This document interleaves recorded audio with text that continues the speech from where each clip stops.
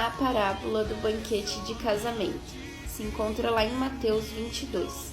Jesus lhes falou novamente por parábolas, dizendo: O reino dos céus é como um rei que preparou um banquete de casamento para o seu filho. Enviou seus servos aos que tinham sido convidados para o banquete, dizendo-lhes que viessem, mas eles não quiseram vir. De novo enviou outros servos e disse: Digam aos que foram convidados que preparei o meu banquete. Meus bois e meus novilhos gordos foram abatidos e tudo está preparado. Venham para o banquete de casamento. Mas eles não lhe deram atenção e saíram um para o seu campo, outro para os seus negócios. Os restantes, agarrando os servos, maltrataram-nos e os mataram. O rei ficou irado e, enviando seu exército, destruiu aqueles assassinos e queimou a cidade deles.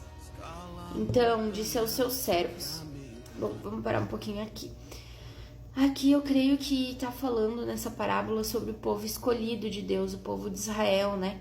Que é o seu próprio povo, que matou os seus servos, que não aceitou a palavra dele, não aceitou o sacrifício de Jesus, né? Inclusive foram eles os instrumentos para que Jesus fosse sacrificado.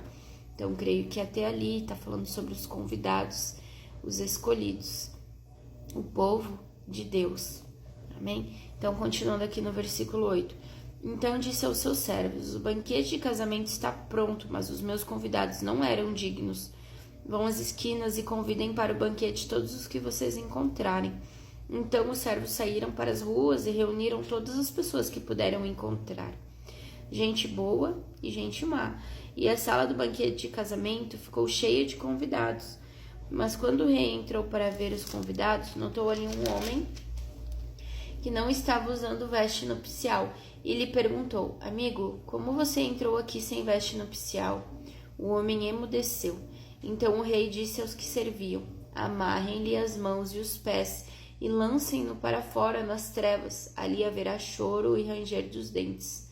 Pois muitos são chamados, mas poucos são escolhidos. Amém?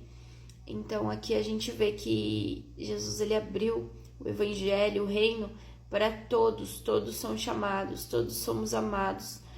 Ele se entregou na cruz para perdoar o pecado de todos. Porém, para a gente ser escolhido, para entrar nas bodas do Cordeiro, a gente vai precisar mais do que só crer. A gente precisa nos deixar ter as vestes trocadas por Deus, ser transformados na nossa mente. Nós podemos vir como a gente estava, mas a gente precisa se permitir ser transformados. A gente não pode continuar como tá, porque senão a gente corre o risco de chegar lá na frente dele e a gente não tá com as vestes nupciais e não ser escolhido. Ali na Bíblia fala que Jesus ele vai separar o joio do trigo. Amém? Então a gente precisa se permitir ser transformados pelo Evangelho. Eu vi uma coisa muito interessante semana passada. Acho que era uma menina que ela dizia sobre aquela palavra de Paulo, que ele fala sobre o leite, que muitos ainda tomam leite, mas tem também o alimento sólido.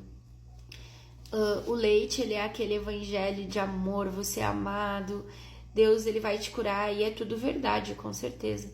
Mas tem o alimento sólido, é a palavra que nos transforma. A gente precisa permitir ser transformado pelo que está nessa palavra, porque o reino de Deus ele não é aqui da terra. Então a gente não vai entrar com coisas terrenas. A gente precisa mudar a cada dia, de glória em glória e de fé em fé. Amém?